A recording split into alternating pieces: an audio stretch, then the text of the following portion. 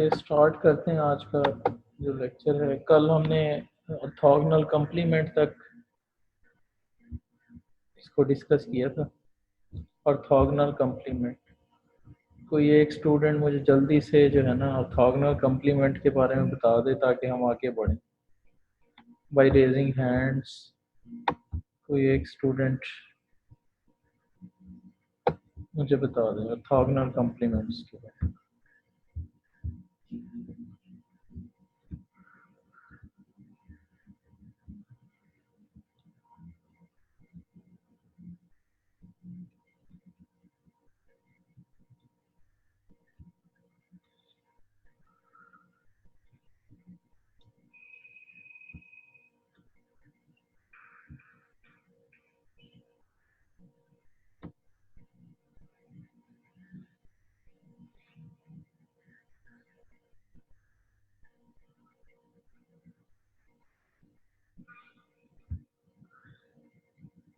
ये कोई भी स्टूडेंट बताना चाहे तो हैंड रेज कर ले। What was orthogonal complement?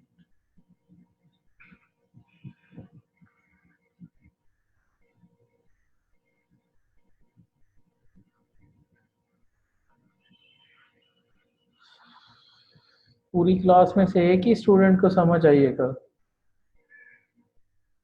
Orthogonal complement.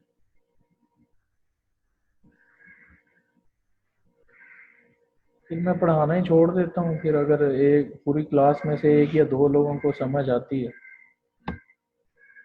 अब तो है भी ऑनलाइन, कोई भी हैंड रेस करके आप अपना आंसर जो है ना वो दे सकते हैं। यही 3 से 4 लोग होते हैं हर बार। इतना मुश्किल कॉन्सेप्ट्स भी नहीं है, सारे वही अलजबरा वाले कॉन्सेप्ट हैं। इससे अब क्या समझा जाए? अब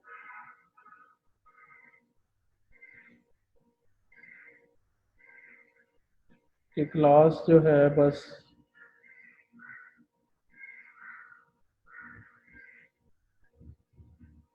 ये वही 3 लोग हैं।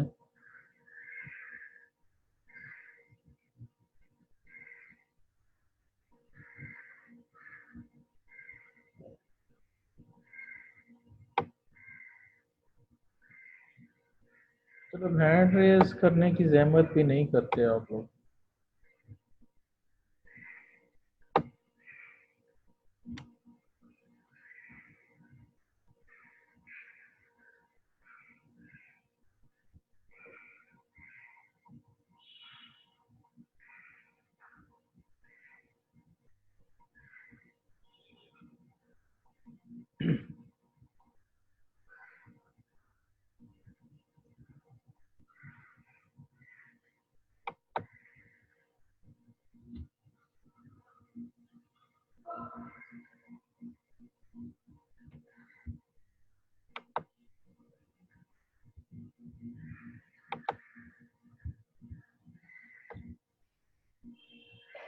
चलें, खैर आगे बढ़ते हैं। डिग्रियां मिल जाएंगी आप सबको।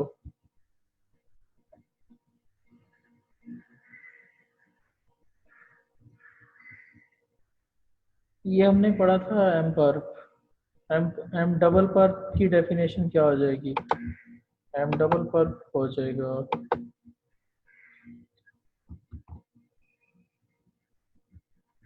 चलें, इसको क्या नोटेशन यहाँ पे दी जाए?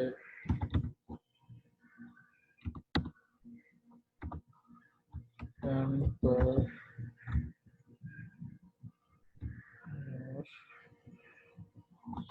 फिर इसका पर एम पर, ये भी उसी तरह से इसकी डेफिनेशन होगी। Those elements of H such that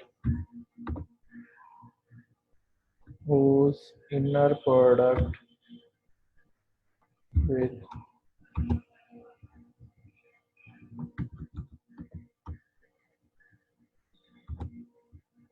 equal to 0 for all y belonging to M. जिसका पर्प लेना है उसके एलिमेंट्स के साथ एज वाले एलिमेंट्स क्या करने चाहिए, ऑर्थोगोनल होने चाहिए जिसका भी लेना है।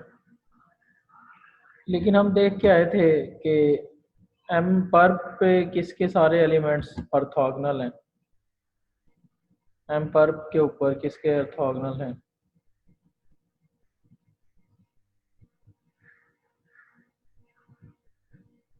तो ये तो वही हो जाएगा, एम के ही इक्वल आ जाएगा, क्योंकि एम पर्प के सारे एलिमेंट्स वो थे जो एम के ऊपर ऑर्थोगोनल थे, और एम के सारे एलिमेंट एम पर्प के ऊपर क्या होंगे, ऑर्थोगोनल होंगे। तो एम डबल पर्प क्या हो जाएगा, एम ही के इक्वल आ जाएगा।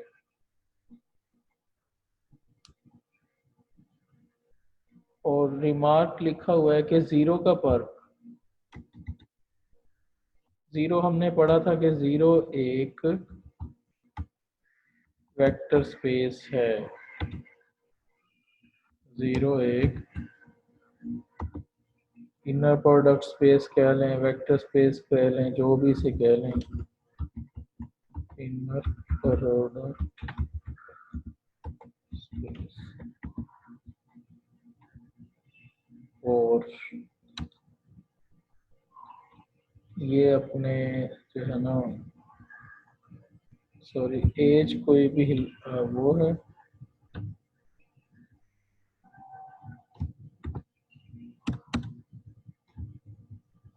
ये एज कोई भी हिल्बर्ट स्पेस है।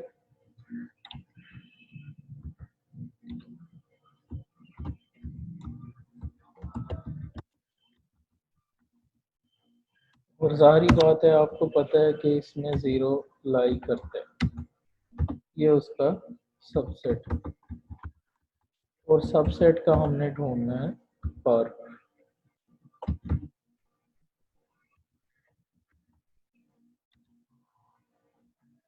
इसका पर्क ढूंढना है।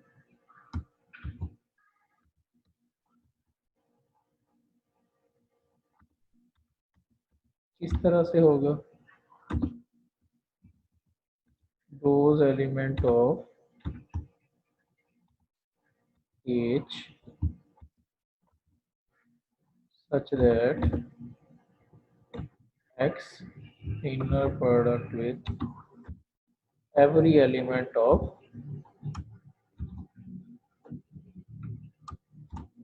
the set, जिसका आप पर्क ढूंढने चाह रहे हैं। इसका नाम मैं एम रख लेता हूँ, एम। इसका हमने ढूंढना था पर्क, एम पर्क या जीरो पर्क।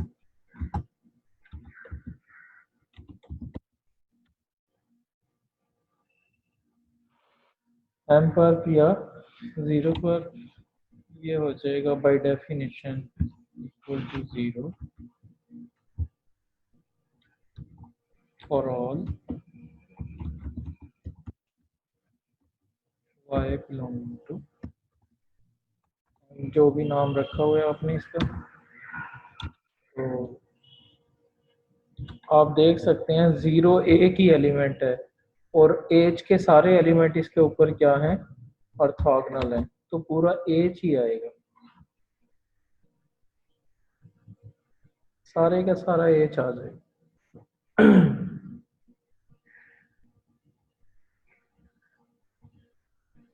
और दूसरा जो है बड़ा है कि एज का पर्क, क्योंकि एज भी सबसेट होता है, और सबसेट का ही हम पर्क ढूंढते हैं, H is subset of H. और एज पर्क अगर ढूंढना पड़ जाए तो क्या लिया जाएगा, is equal to the set x such that x belonging to age and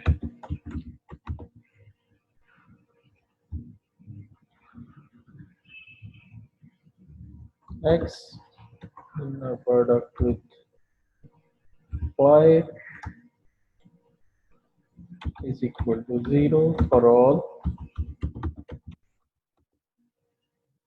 y belong as.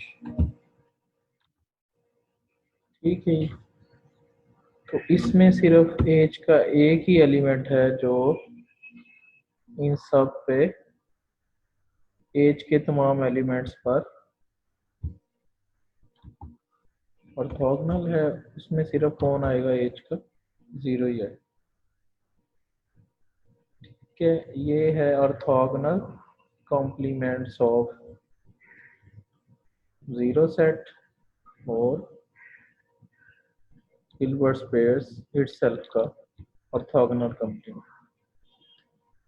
अच्छा, कुछ थ्योरम्स आपके मैंने जिम्मे लगाए थे कि ये वाले आपने कर लेना। इसमें से एक पार्ट मैं आपको करवा सकता हूँ, जो भी आप कहेंगे वो वाला करवा। थ्योरम 5.14 में जो भी पार्ट आप कहेंगे ना, एक आपको करवा सकता हूँ। अगर आपने इसको पढ़ा है जाके तो मुझे बता दें कौन सा करना, वही करवा दें।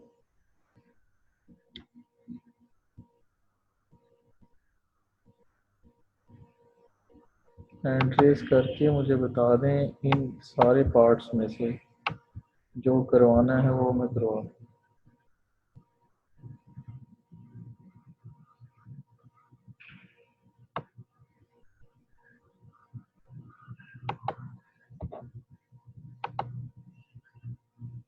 अस्सलामुअलैकुम सर। सर फिफ्थ पार्ट कर दीजिएगा। पांचवा, सॉरी, सिक्स पार्ट, सिक्स छठा। पार्ट। जी सर। छठा तो वही है कि सब स्पेस प्रूव कर, क्लोज लीनियर स्पेस। सब स्पेस प्रूव करना। चले इसको देख लेते हैं, बाकी ये हो जाएंगे सारे। जी सर, उनको देख लेना। छठा ये उन्होंने कहा, शो दैट M1 पर इज अ लीनियर सब स्पेस। ठीक है, क्या प्रूव करना है इसको? जी सर, क्लोज अब लीनियर स्पेस। दो दो चीजें इसमें, क्लोज्ड करना है और लीनियर करना है, ओ सॉरी सब स्पेस करना है। तो हम इसे पहले सब स्पेस बनाने के लिए चलते हैं। आपको पता है थ्योरम हमने किए हुए हैं काफी सारे। इसका जो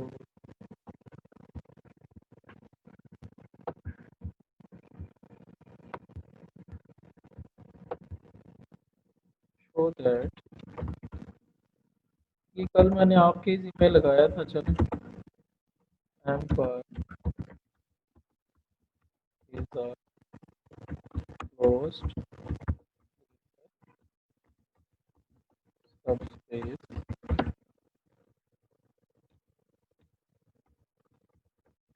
और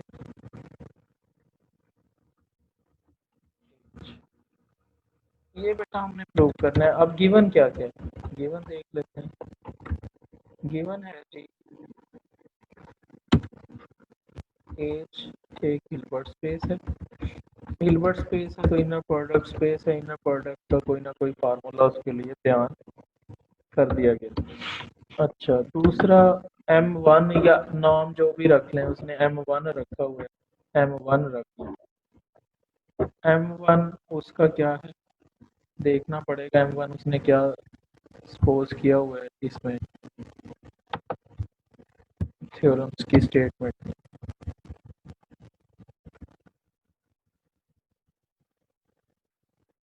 M1 और M2 कोई सबसेट्स हैं। ठीक है, तो M1 और M2 सबसेट्स हैं। हम सिर्फ M1 की बात कर रहे हैं। इस सबसेट और equal space, than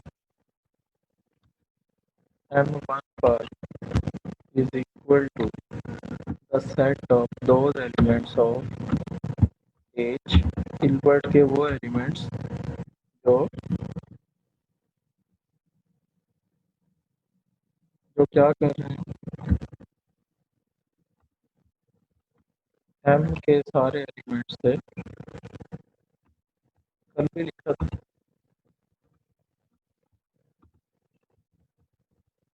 equal to 0 कर रहे हो और एम बिलोंगिंग टू कैपिटल। ठीक है जी, ये सारा कुछ उसने बताया हुआ। We have to show that M1 is a close linear subspace. तो सब स्पेस होने के लिए आपको पता है सबसे पहले तो एज का सबसेट होना चाहिए। जिसको आपने सब स्पेस बनाना है उसके सारे एलिमेंट्स उस स्पेस का हिस्सा होने चाहिए। और आपको पता है, क्लियर क्लियर नजर आ रहा है, clearly by definition of M1 पर M1 पर की डेफिनेशन में ही लिखा हुआ है। क्या लिखा हुआ है बेटा? कि मैंने उधार किससे लेने एलिमेंट्स, कहाँ से मंगवाने हैं? एच से मंगवाने हैं। तो इसके सारे एलिमेंट्स एच में मौजूद होंगे जब लिए ही हमने एच से हैं। तो M1 पर is a subset of H. दूसरी प्रॉपर्टी आपको पता है, सब स्पेस का थ्योरम हमने जो लास्ट सेमेस्टर में पढ़ा था क्लियरली, कल भी मैंने प्रूव किया था। 0 बिलोंग्स टू, दूसरी प्रॉपर्टी उस थ्योरम की, 0 बिलोंग्स टू M1 पर। 0 क्यों बिलोंग कर रहा है? क्योंकि 0 एच में है, 0 एच में है और 0 जो है M1 के सारे एलिमेंट्स पर ऑर्थोगोनल है। इसीलिए 0 को एडमिशन मिल गया है M1 के पर्प में। कल भी हमने इसको किया था। चलें दूसरी, अच्छा पहला तो सबसेट होना चाहिए सब स्पेस बनने के लिए, दूसरा उसके पास एडिटिव आइडेंटिटी होनी चाहिए, और तीसरा तो आपको पता ही है क्या होने चाहिए। दो स्केलर्स ले लें, A1 A2। कहाँ से ले लें? फील्ड से। A1 और A2 फील्ड से ले लें और दो एलिमेंट्स ले लें वहां से। कहाँ से? जिसको आपने क्या बनाना है, x1 x2 कर देता हूँ, जिसको आपने सब स्पेस बनाना है।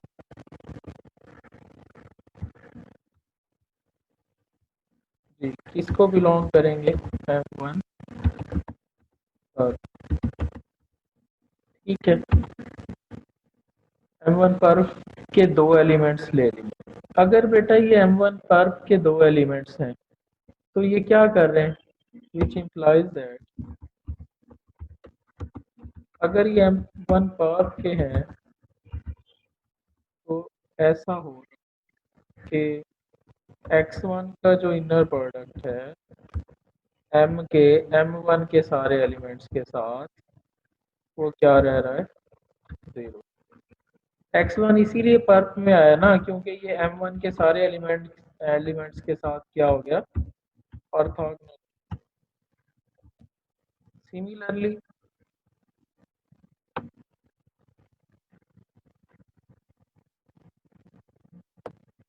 अगर x2 भी मेंबर है,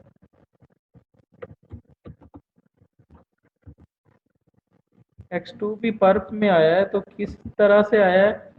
इनर प्रोडक्ट 0 करके पर्प में पहुंचे वो। ठीक है, क्या करके पहुंचा है? इनर प्रोडक्ट 0 करके पर्प में पहुंचा है। तो अब हमने बिलोंग करवाना है। आपको याद होगा बड़ा मशहूर थ्योरम था सब स्पेस प्रूव करने का सेकंड सेमेस्टर में, A1 V1। V1 यहाँ पे हमने x1 रखा हुआ है, वेक्टर सेट के दो एलिमेंट्स जिसको आप सब स्पेस बनाना चाहते हैं, और फील्ड के दो एलिमेंट्स उनका linear combination, plus A2 x2। Belong अगर कर गया M1 पर्प में, तो M1 पर्प क्या बन जाएगा बेटा? Is a subspace.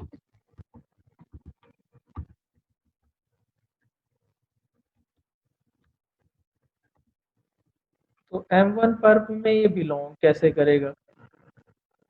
M1 pulp में आपको पता है कौन बिलोंग करता है? जी, कौन बिलोंग करता है M1 पर्प में? जो M1 के हर एलिमेंट पर क्या होता है? परपेंडिकुलर हो गया होता है, ऑर्थोगोनल होता है। तो हम इसको कंसीडर करते हैं, कंसीडर हम ऐसे ही कोई जनरल एलिमेंट ले लेते हैं M1 का। एक एलिमेंट ले लेते हैं M1 का, ऐसे ही कोई यहाँ पे लिख लेते हैं आर्बिट्रेरी।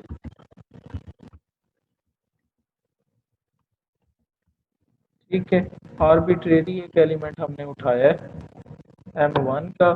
अगर कोई एलिमेंट आ जाए जो इस पे ऑर्थोगोनल हो, एज का एलिमेंट हो, और आपको पता है एच वेक्टर स्पेस है, तो ये A1 x1 plus A2 x2 ये बिलोंग दोनों करेंगे। एच को तो करेंगे ही करेंगे, लेकिन हमने M1 को करवाने, M1 को इसलिए करवाना, पर्प में तभी आते हैं ना, पहले एच में आए, एच में आए और सेट के हर एलिमेंट पर क्या हो? ऑर्थोगोनल हो। तो एच में तो ये है, क्योंकि स्केलर मल्टीप्लिकेशन बिलोंग करती है वेक्टर स्पेस को, और एडिशन बिलोंग करता है अगेन वेक्टर स्पेस को। एच में तो है, लेकिन अब हमने देखना है कि क्या ये ऑर्थोगोनल भी हैं। जी, तो लेते हैं फिर इनर प्रोडक्ट लेते हैं। इसका इनर प्रोडक्ट लेते हैं किसके साथ? M1 के किसी एलिमेंट के साथ, और देखते हैं होता है क्या। M1 का भी हमने कोई एक एलिमेंट उठाया है, तो इस पे लगा दें बेटा इनर प्रोडक्ट की पहली प्रॉपर्टी लगा दें। जी, क्या थी? x plus y inner product with z, क्या था? ये पहली टर्म को x मान लें, इसका inner product with m plus, पता है ना इसका, तो इनर प्रोडक्ट की प्रॉपर्टी लगा रहे हैं, plus A2 x2 inner product with m। और आपको पता है लैम्डा कहाँ आ जाएगा? जी, लैम्डा कहाँ आ जाएगा?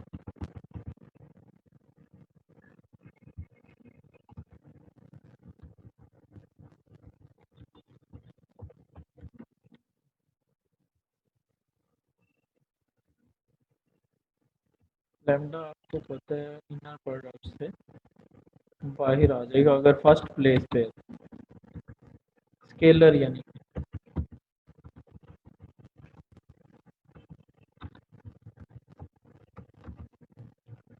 ठीक है, और x1 x2 चूंकि वर्ब के एलिमेंट्स थे, वो तो पहले ही उनसे नहीं बनती थी उसकी। x1 x2 किसके एलिमेंट्स हैं? वर्ब के। इसकी उनसे नहीं बनेगी M1 के एलिमेंट से। तो क्या आ जाएगा? A1 × 0 प्लस A2 × 0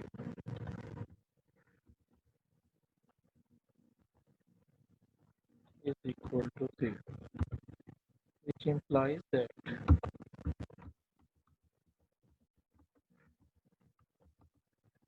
ये क्या implies कर गया कि A1 x1 प्लस A2X2 का इनर प्रोडक्ट लिया किसके साथ, किसी आर्बिट्रेरी M1 के किसी एक एलिमेंट के साथ, तो वो क्या हो गया, is orthogonal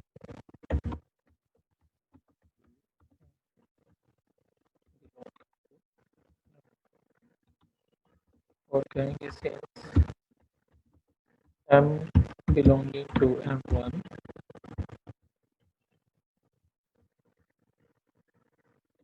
was arbitrary,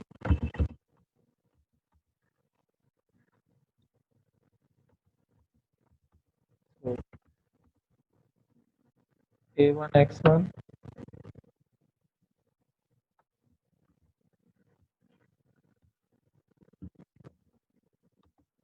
is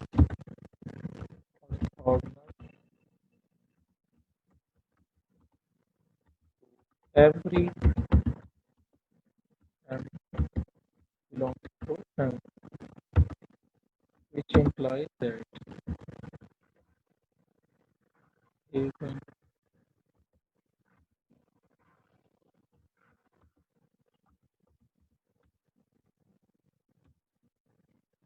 then by a well-known theorem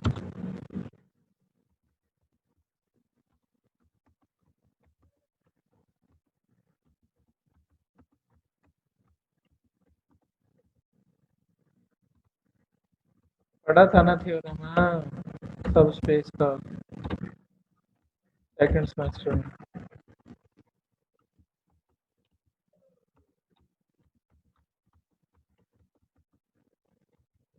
सब स्पेस। अब इसमें कोई भी क्वेश्चन आपका है तो आप पूछ सकते हैं, किसी भी स्टूडेंट का कोई भी क्वेश्चन। जी अभी इसका एक पार्ट हमने प्रूव किया है कि ये सब स्पेस है। अब क्या करना है, इसको क्लोज्ड करना है। आपको पता है क्लोज्ड सेट कौन सा होता है? क्लोज सेट होता है जिसके सारे के सारे लिमिट पॉइंट्स उसी सेट में लाई करें। A set whose every limit point lies in itself, यही था ना क्लोज्ड।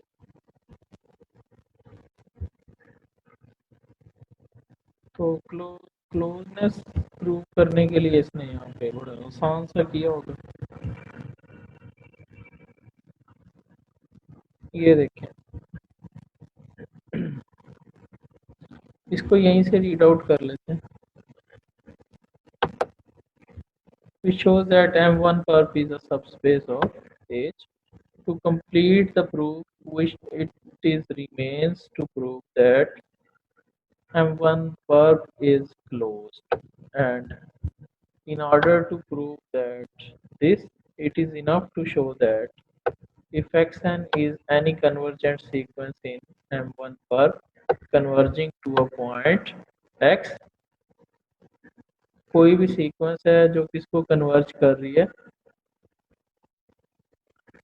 X को, तो वो X किसको बिलोंग कर रहा है, यानी कि हर लिमिट पॉइंट, हर कन्वर्जिंग पॉइंट किसको बिलोंग कर रहा है, उसी सेट को। यानी कि उस सेट में सारी की सारी सीक्वेंसेस जो हैं वो उसी सेट के अंदर बिलोंग कर रही हैं, सीक्वेंसेस भी और उनकी जो लिमिट्स हैं वो भी किसको बिलोंग कर रही हैं, जी किसको बिलोंग कर रही हैं,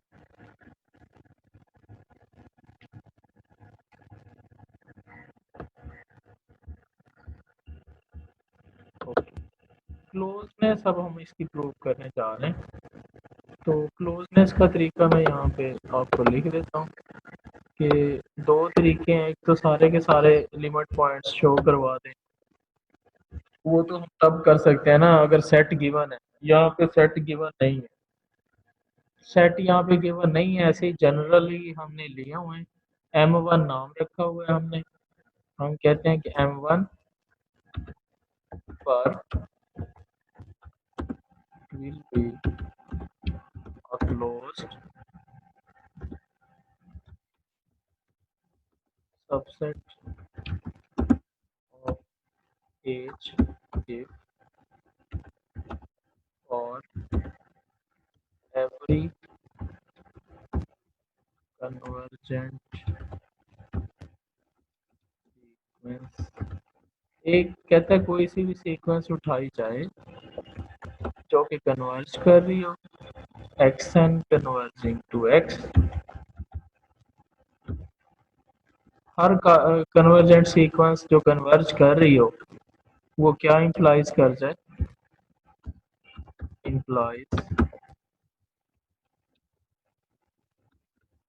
इंप्लाइज कर जाए कि x बिलोंगिंग टू m1 पर, तो तब जाके m1 पर क्या हो जाएगा, क्लोज हो जाएगा। तो हम एक सीक्वेंस उठाते हैं किसमें से, जी सपोज क्या कर लेते हैं,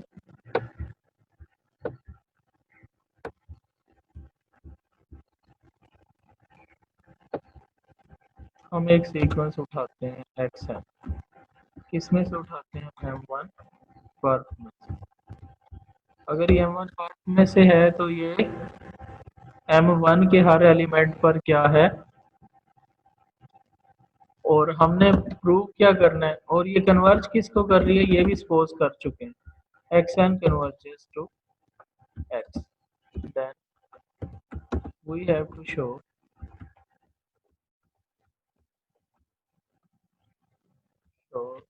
that x belonging to m1 पर। तो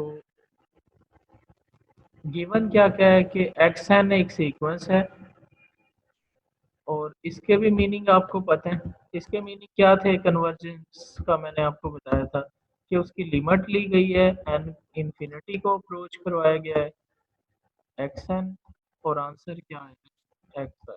कन्वर्ज करने का ये मतलब है कि उसकी लिमिट लेने के बाद ये आंसर आता है। अच्छा ये कन्वर्जेंट हो गई, तो अब हमने एक्चुअली क्या प्रूव करना है, x बिलोंगिंग टू m1 पर। m1 पर में कब जाएगा, जब उसका इनर प्रोडक्ट लिया जाए किसके साथ, m1 के किसी भी एलिमेंट के साथ, वही मेथड वही। तो x एक्चुअली क्या है, x x is actually limit n tends to infinity, x limit point है उसका हम ले रहे हैं, सीक्वेंस का लिमिट पॉइंट है उसका इनर प्रोडक्ट ले रहे हैं m के साथ, और m कोई m1 का एलिमेंट है। तो लिमिट आपको पता है एक कॉन्टिन्यूस फंक्शन है, इसको इनर प्रोडक्ट कॉन्टिन्यूस फंक्शन है, तो लिमिट इंटरचेंजेबल है कॉन्टिन्यूस फंक्शन में। तो लिमिट आने के बाद लिमिट n टेंड्स टू, पढ़ा हुआ है ना, रियल एनालिसिस का है थ्योरम कि अगर कॉन्टिन्यूस फंक्शन है तो लिमिट इंटरचेंज हो सकती है फंक्शन के साथ। तो xn अंदर रह जाएगा, xn inner product with m, और सारा xn आपने कहाँ से उठाया, जी सारे का सारा xn कहाँ से उठाया, m1 पर्प से, m1 पर्प से उठाया है, यानी कि वो सारे के सारे m1 के अपने एलिमेंट्स के साथ क्या है, ऑर्थोगोनल। तो ये आंसर आ जाएगा सी। तो हमें क्या मिला कि x is orthogonal to belonging to m1, और कहेंगे कि सिंस वही बात m belonging to m1 was arbitrary, so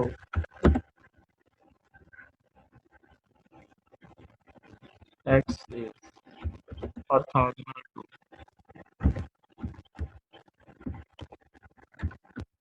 every to all m belonging to m. So x belonging to m1 bar. So m1 bar is closed.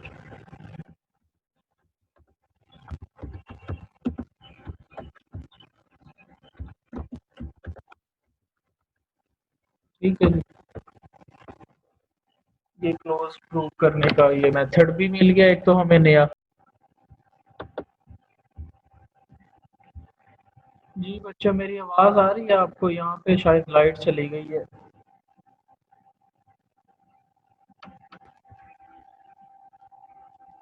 आवाज आप तक पहुंच रही है?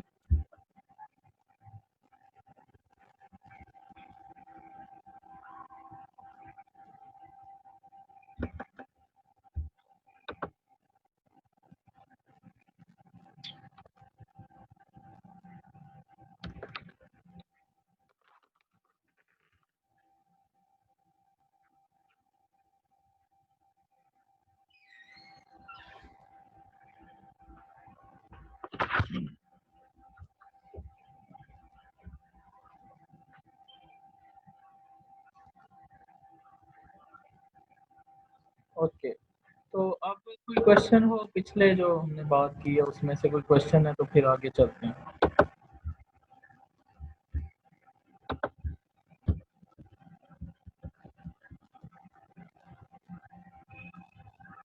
ये क्लोजनेस में कोई क्वेश्चन हो, ये बड़ा इम्पोर्टेंट है। यहाँ से क्लोजनेस कैसे प्रूव करनी होगा करें। एक तो वो पुराना मेथड आपने किया हुआ है उससे, लेकिन वो तो नॉन सेट्स के लिए होता है। अगर सेट नॉन्स नहीं है, अननोन सेट्स हैं, आर्बिट्रेरी सेट्स हैं, तो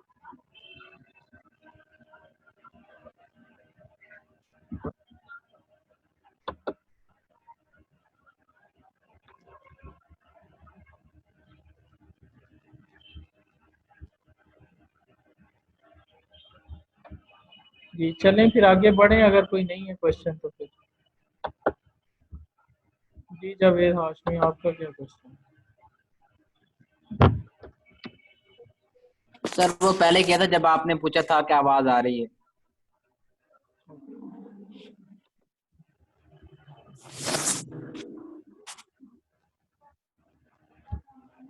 तो सर एक पूछना था कि ये जो हमने एम जी इल्फत बतूल, आपका क्या क्वेश्चन है? आपने भी हैंड रेज किया हुआ है। अस्सलाम वालेकुम सर।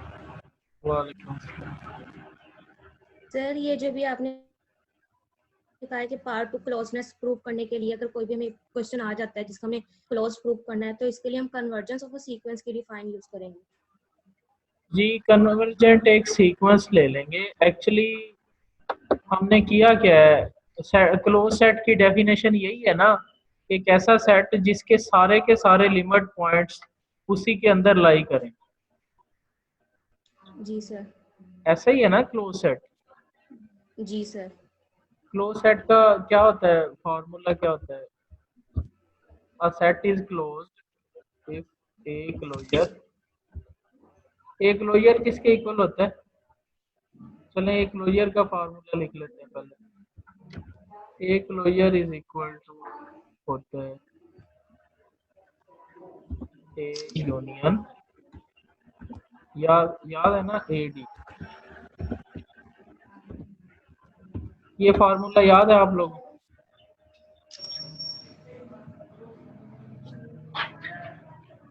जी जी ये सर। फार्मूला याद है? ए यूनियन ए डी, और ए डी से भी आप बखूबी वाकिफ हैं। ए डी क्या था?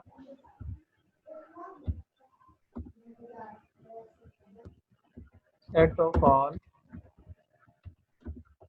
लिमिट पॉइंट्स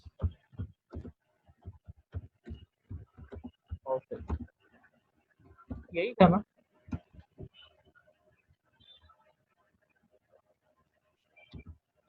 और ये दोनों मर्ज हो जाएं, closure of A is exactly equal to A आ जाए, यानी कि वो जो लिमिट पॉइंट्स वाला सेट था वो सारा किस में लाई कर गया? ए में। तो हम कहते थे कि ए क्लोज्ड है। अगर क्लोजर ऑफ ए एग्जैक्टली ए के इक्वल आ जाता था तो ए इज क्लोज्ड। ये हमने पहले से चीजें पढ़ी हुई, ठीक है।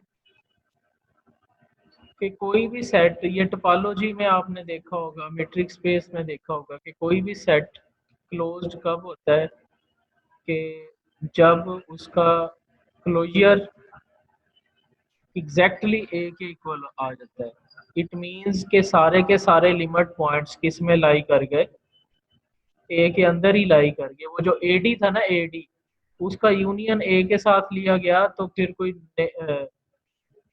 एक्स्ट्रा एलिमेंट्स नहीं आए, यानी कि ए से बाहर से एलिमेंट्स नहीं आए, ए से ही आए और वो लिख दिए गए। क्लोजर ऑफ ए सारे का सारा ए हो गया। तो इसी का है, देखें आपने एक सीक्वेंस उठाई उस सेट ए में से और उसको, सारी कन्वर्जेंट सीक्वेंसेस थी, तो उनके लिमिट्स आई, लिमिट पॉइंट्स किसी हद तक कहा जा सकता है, लिमिट्स आई और सारी की सारी लिमिट्स, जो भी लिमिट आई वो कहाँ पे रही, सेट के अंदर ही रही। ये दूसरा वे है उसको प्रूव करने का कि सीक्वेंसेस आप लें, उस सेट के अंदर जितनी मर्जी सीक्वेंसेस ले लें, उन सीक्वेंसेस को कन्वर्जेंट मान के अगर सारी की सारी सीक्वेंसेस की लिमिट्स जो हैं वो भी सेट के अंदर ही रहें, लाई करें, एलिमेंट बने, तो हम क्या कह देते हैं कि वो सेट क्या है, क्लोज्ड। तो ये मेथड इस टेक्स्ट में रहेगा क्लोजनेस का जनरल सेट्स के लिए। जी अब क्लियर है?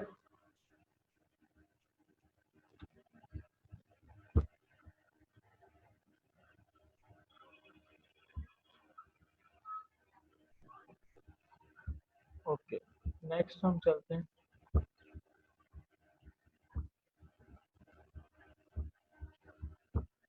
ये एक इजी सा थ्योरम है, छोटा सा, इसको भी देख लेते हैं।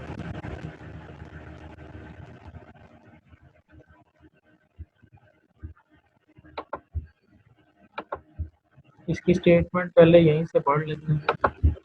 If M is a closed linear subspace of a Hilbert space H, देख लें क्या क्या है और क्या क्या प्रूव कर।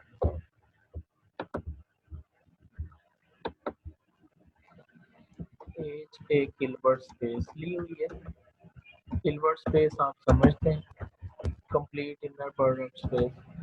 M उसकी, M is closed linear subspace of H, ये भी गिवन है।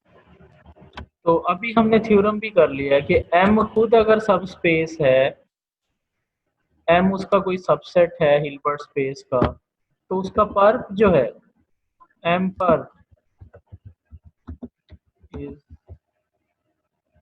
अभी हमने थ्योरम किया, इज अ क्लोज्ड लीनियर सब स्पेस ऑफ H, ये भी H की सब स्पेस होगी। और अगर ये दोनों सब स्पेसेस हैं तो जीरो तो एडिटिव, अंडर एडिशन अबिलियन है, फिर जीरो बिलोंग्स टू M और जीरो बिलोंग्स टू M पर, क्योंकि ये सब स्पेसेस हैं। सब स्पेसेस है तो अंडर एडिशन अबिलियन है, अंडर एडिशन अबिलियन है तो एडिटिव आइडेंटिटी इसमें पाई जाती है। तो लेकिन हमने इसमें ये प्रूफ, यहाँ से ये तो नजर आ गया कि जीरो इंटरसेक्शन में आ रहा है, लेकिन हमने ये शो करवाना है कि सिर्फ जीरो ही आ रहा है, दोनों के इंटरसेक्शन में सिर्फ कौन आ रहा है, जीरो ही आ रहा है, ठीक है। वी हैव टू प्रूव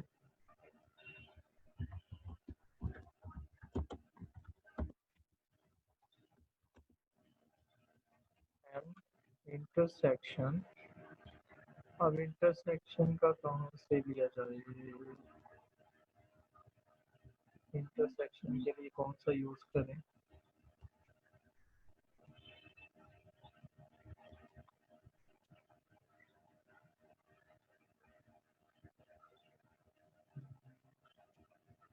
यही चलें, कुछ वक्त के लिए कर लेते हैं। एम पर, ठीक है।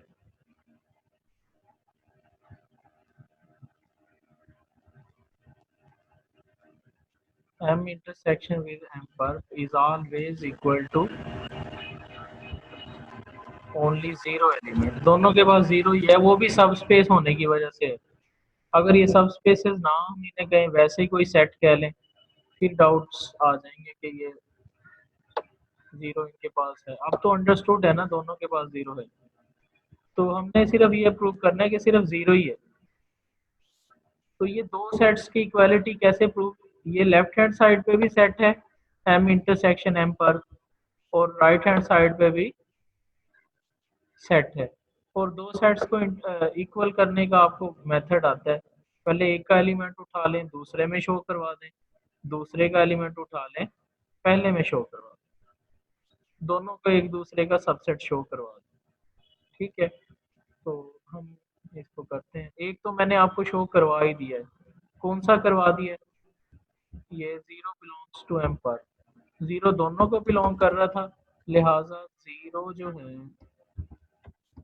ये वाला case subset of M intersection M पर। ये तो मैंने शो करवा दिया है कि जीरो दोनों में है, लिहाजा जीरो का जो बनेगा ना,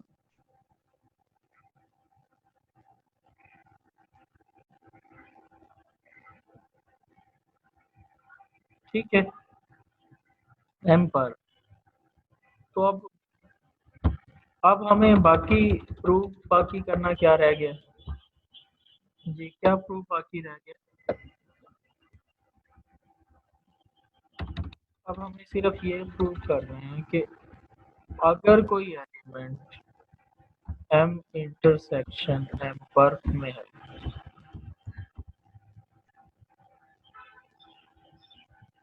किसका एलिमेंट लिया हुआ है हमने? एम इंटरसेक्शन एम पर का। हम ये शो करवा देंगे कि ये जीरो का एलिमेंट है। अच्छा, एम इंटरसेक्शन एम पर का एलिमेंट ले लिए, तो इंटरसेक्शन का मतलब भी आप जानते हैं। एक्स अगर पर्व का एलिमेंट भी है और किसका भी है, एम का भी है और एम पर्व का भी है। अगर ये एम पर्व का एलिमेंट है तो ये जो है एम के सारे एलिमेंट से क्या हो रहे हैं? ऑर्थोगोनल हो रहे हैं। अगर ये एम पर्व का is equal to zero for all M belonging to capital. और यहाँ हम कहते हैं कि x since x also belongs to m के सारे एलिमेंट्स के साथ ऐसा सलूक कर रहा है x, और x चूंकि also belongs to capital M, so x inner product with x is also equal to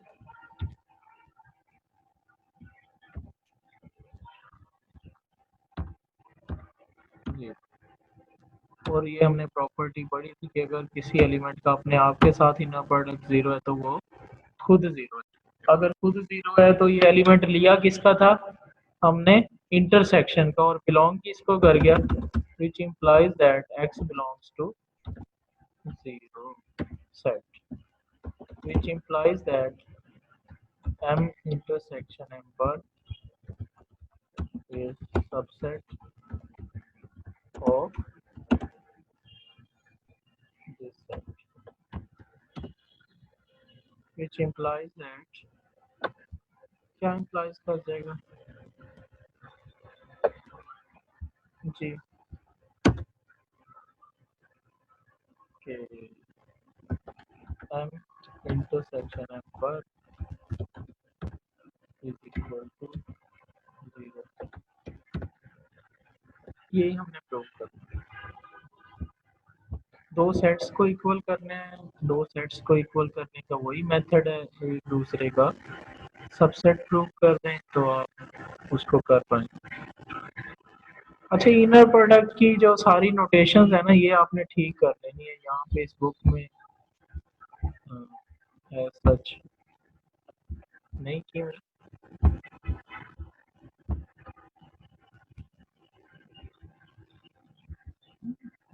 हाँ, इसने ये रिमार्क्स भी लिखा है, सेट्स के लिए ऐसा नहीं है, ऐसा सिर्फ किसके लिए है,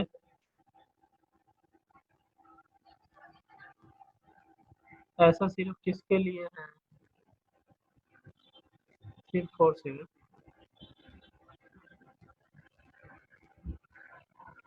सब स्पेसेस के लिए।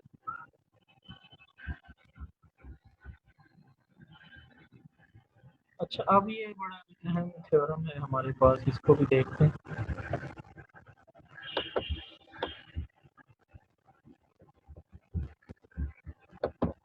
जी पढ़िएगा इसको जरा। Let M be a closed linear subspace of a Hilbert space H। Let, यहाँ से थोड़ा मिसिंग है, इसका नाम उसने क्या रखा हुआ, x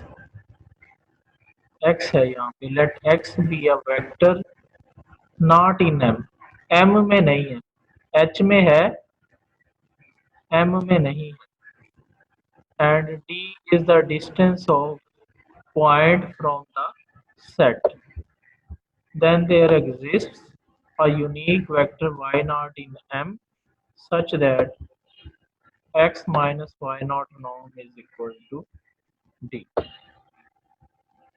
ये हमने प्रूव करना है। देन के बाद वाला हिस्सा, कौन सा हिस्सा प्रूव करना है, देन के बाद वाला हिस्सा हमने जो है ना प्रूव करना है। ठीक है, चलें इसको देखते हैं। पहले तो इसकी जो गिवन वगैरह है वो देख लेते हैं।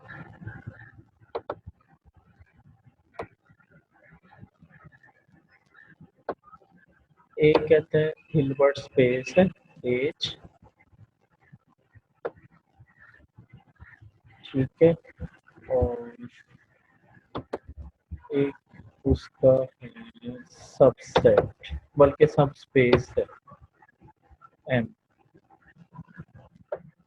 और M है तो आपको पता है जीरो इसमें लाजमी मौजूद है।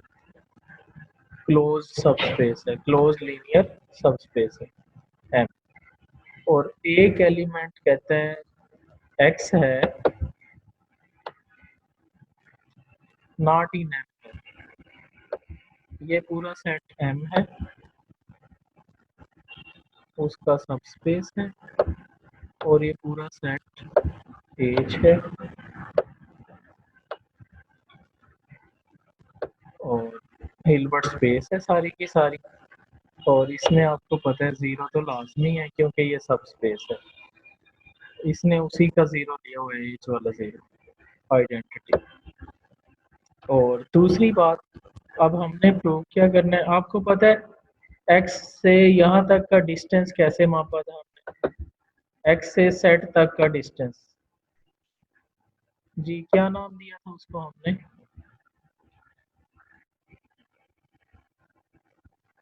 जी क्या नाम दिया था, डी का नाम दिया था, distance between the point and the set was equal to the infimum of x minus y for all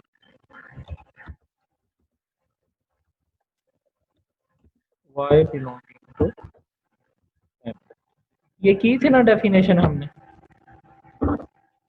तो अब सिर्फ हमने प्रूव ये करना है कि d जो होते हैं ना, d के लिए एक y लाजमी मौजूद होगा कि d किसके एग्जैक्टली इक्वल हो जाएगा, norm of x minus y. हमने वाई नॉट एग्जिस्ट करवाना है, यानी कि इन्फीमम वाली डेफिनेशन को छोड़ देना है, एक नई डेफिनेशन यानी कि एग्जिस्ट करवानी है। अगर M क्लोज्ड लीनियर सबस्पेस है, तो इसको अब हम देख लेते हैं कि डायग्राम भी उसने बनाई हुई है। x प्लस अगर m कर लें, x प्लस m एक नया सेट बन जाएगा। उसके एलिमेंट्स की तादाद कितनी होगी, कोई बता सकते हैं? x प्लस m के एलिमेंट्स की तादाद कितनी होगी, कोई भी student? Hand, by raising hand. x plus m एक नया सेट बनेगा, उसके एलिमेंट्स की तादाद क्या होगी?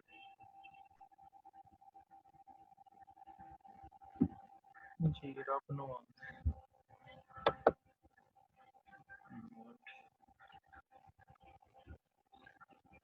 रब नो बताए। सर सर x जितनी m की तादाद होगी, जितनी m की तादाद होगी x प्लस m की होगी सर। हाँ, किसी हद तक आपका ठीक है, जवाब दुरुस्त है, क्योंकि वो एज के ही एलिमेंट्स उतने ही बनेंगे ना, एज को ही बिलोंग करेगा जो भी नया एलिमेंट आएगा।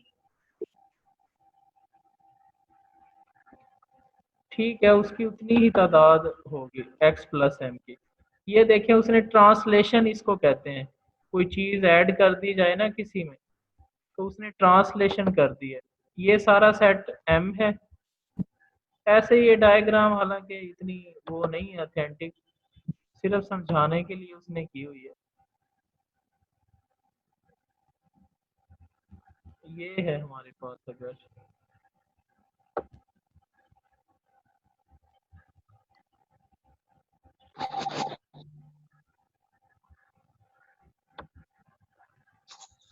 ये देख रहे हैं डायग्राम, तो इसने ये सारा m था, ये c कैसे बनाया है, सिर्फ इसको सारे एलिमेंट्स को x का इजाफा कर दिया हर एलिमेंट में, यानी कि हर एलिमेंट को ट्रांसलेट कर दिया उसने प्लस करके ना। एलिमेंट्स की तादाद देखें वही रह रही है, वही रह रही है ना।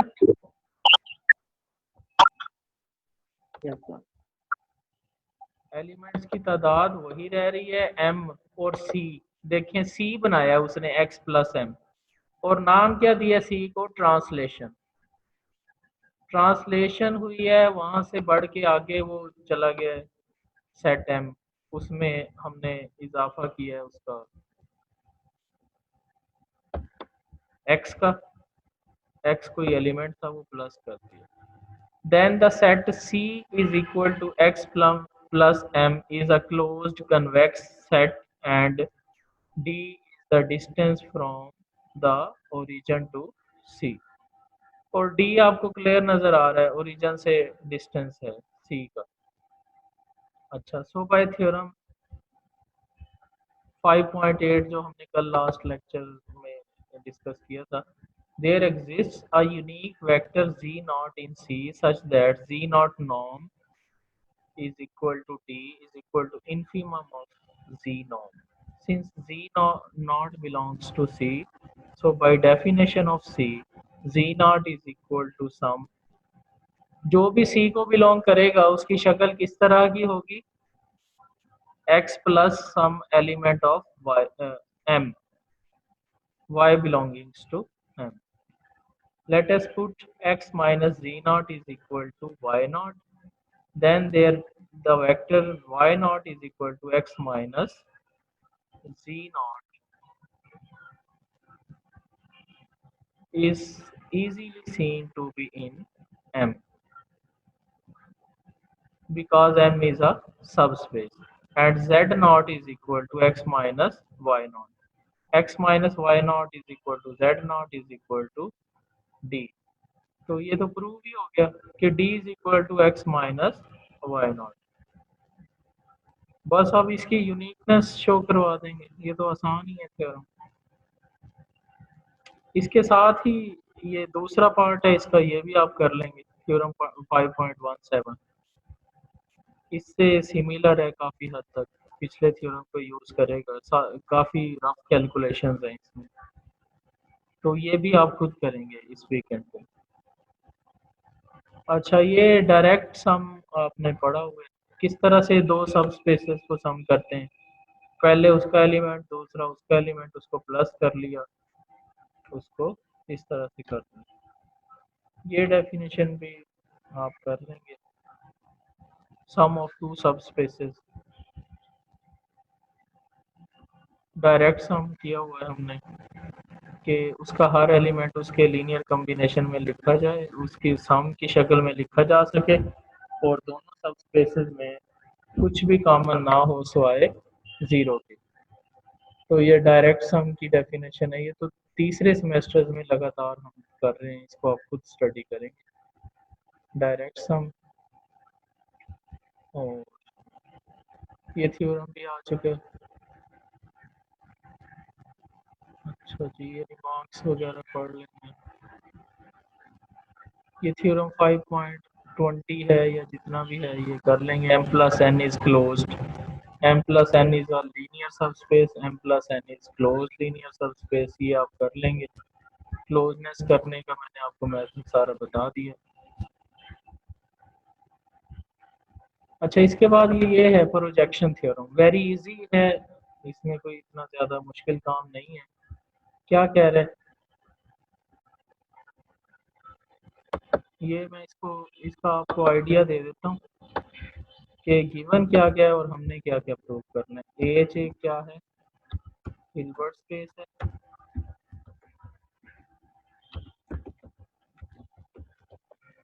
एच हिल्बर्ट स्पेस है, और एम और एम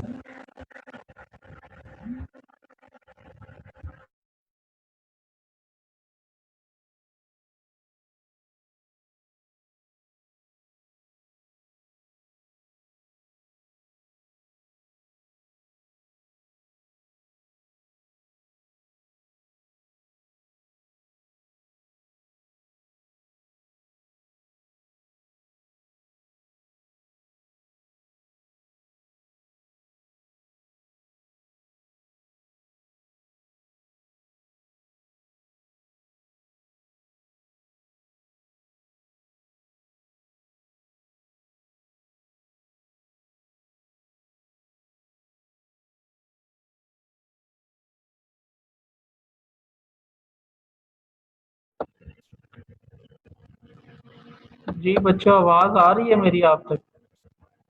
हेलो, चलें ठीक है। अच्छा, ये प्रोजेक्शन थ्योरम है। प्रोजेक्शन थ्योरम क्या कह रहा है, इजी सा है, इतना मुश्किल नहीं है ये। क्या कह रहा है प्रोजेक्शन, इसके अब थ्योरम्स शुरू हो चुके हैं हिल्बर्ट स्पेस के। Projection theorem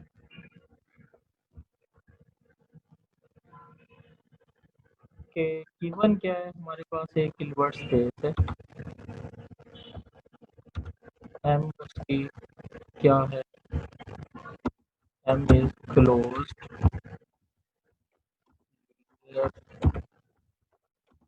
subspace H.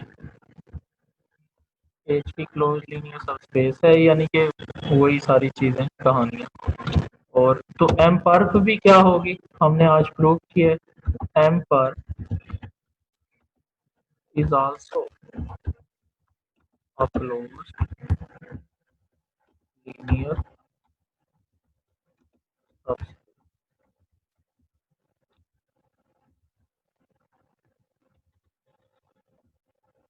Of H. Then show that क्या शो करवाना है? H is the direct sum of m plus m पर डायरेक्ट सम बनाना है। इसके ऊपर हमें वो भी लगाना पड़ेगा, डायरेक्ट सम। ये हमने प्रूव करना है। इसका आपको तरीका पता है? क्या तरीका था? क्या क्या शो करवाना है? एक तो ये शो करवाना है कि m इंटरसेक्शन विद m पर इज इक्वल टू 0 ओनली। ये तो हम अभी आज हमने किया भी है ये थ्योरम, ठीक है। दूसरा क्या प्रूव करवाना है? Every h belonging to H can be written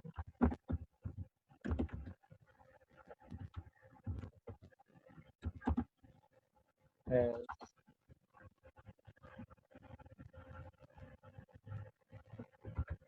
m plus m1 in a unique way। या दूसरा ये शो करवा दें, क्या शो करवा दें कि एज जो है एज इज सबसेट ऑफ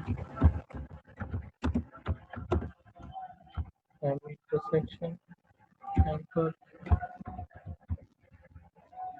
और m intersection m perp, sorry m intersection m perp नहीं, m प्लस m पर, जिसको हमने करना, और m पर m प्लस, इसका भी एक पार्ट तो अंडरस्टूड है, m प्लस m पर तो उसी को बिलोंग करेगा, सिर्फ एज के एलिमेंट्स को देखना। m प्लस m पर इज सबसेट ऑफ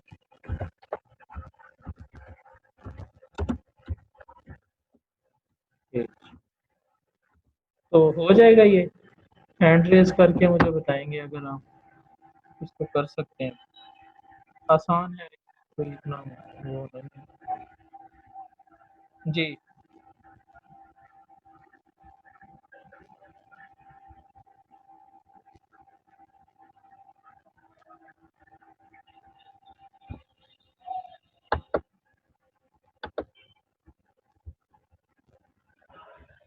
ये मैंने आपको इसका बता दिया तरीकाकार। अब आपका कोई क्वेश्चन है तो आप पूछ सकते हैं। 6 मिनट बाकी हैं, बाकी लोग अटेंडेंस मार्क कर लेंगे। क्वेश्चन पूछने वाले क्वेश्चन पूछें।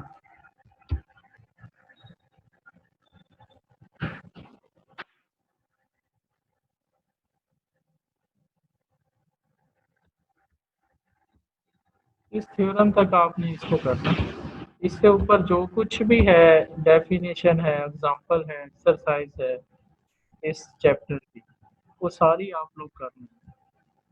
ये ऑर्थोनॉर्मल सेट्स वैसे हमने कर लिए हैं, ये डेफिनेशंस एग्जांपल्स ये भी आप कर लेंगे, हिल्बर्ट स्पेस को लेके कर लेंगे। ये थ्योरम भी बेसल इनइक्वालिटी है, बेसल इनइक्वालिटी भी कर लेंगे। बेसल इनइक्वालिटी की जनरलाइजेशन है, यहाँ तक आप करेंगे काम, यहाँ तक। आप कोई क्वेश्चन है तो पूछ लें, बाकी लोग अटेंडेंस मारते हैं।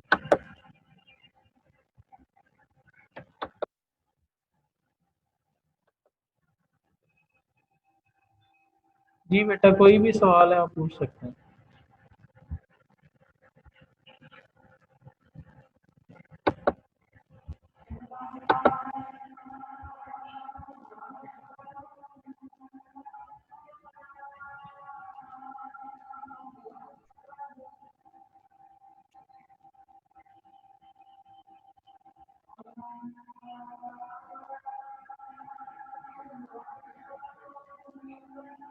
किसी भी स्टूडेंट का कोई भी सवाल हो तो वो पूछ सकते हैं किसी भी हवाले से। आज के इस लेक्चर में कुछ समझ नहीं आई, कोई तो बात आप बताना चाहते हैं, कुछ ऐड करना चाहते हैं?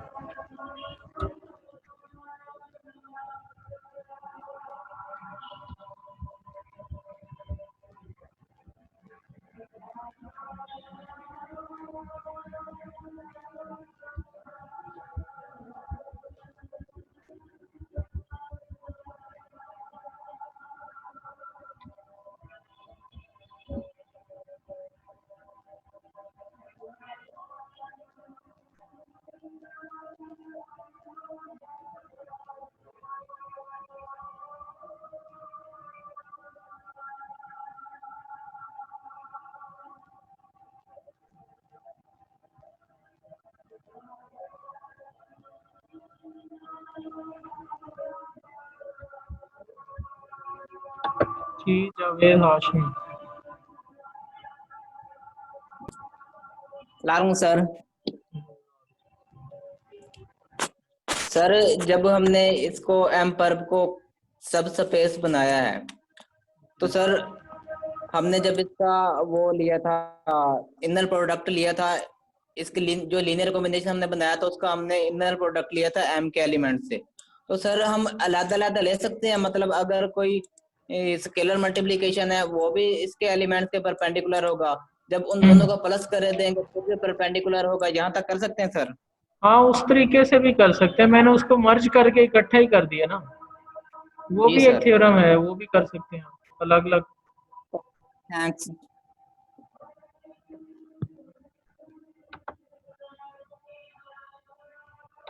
जी रिफत बतौर। सर जो इम्पटी सबसेट है वो क्या कन्वेक्स सेट होगा? एम्प्टी सेट कन्वेक्स होगा? बड़ा इंपॉर्टेंट और सर क्वेश्चन है ये। सबसेट तो इसकी डेफिनेशन पे आगे देखना पड़ेगा सबसे पहले, क्या उसमें लाइन सेगमेंट बनते हैं? लाइन सेगमेंट्स बनाए जा सकते जी हैं, सर। ठीक है।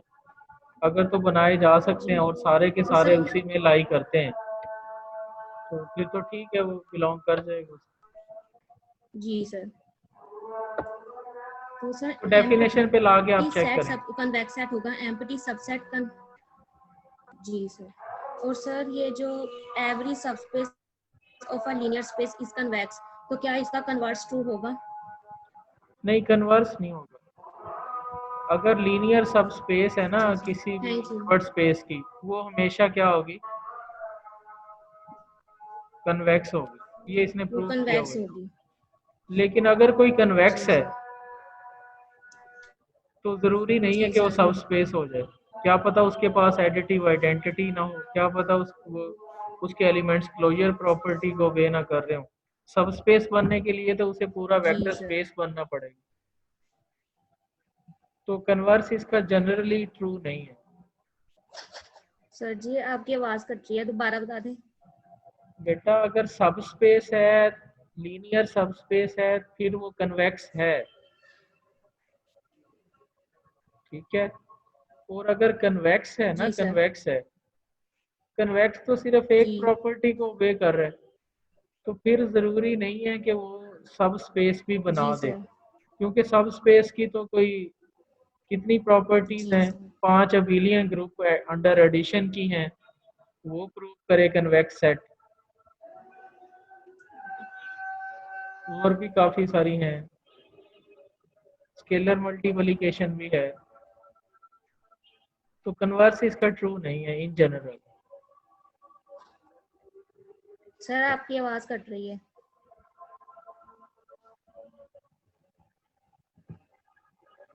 जी सर। जी ठीक सर, थैंक यू सर।